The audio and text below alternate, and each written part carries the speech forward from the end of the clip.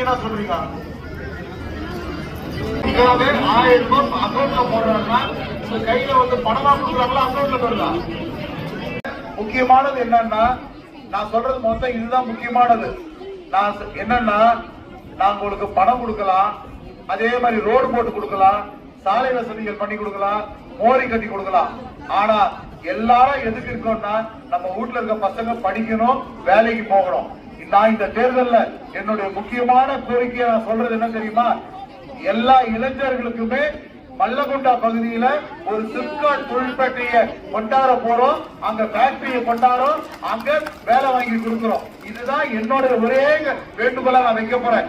ஏன்னா ஒரு படிச்சுட்டு ஒரு பையனோ பொண்ணோ வீட்டுல இருந்தாங்கன்னா அவங்க அப்பா அம்மாவுக்கு ஆகாது, அவங்க மனசு படபடன்னு அடிச்சுக்கிட்டே இருக்கும், வேலைக்கு போகணும்.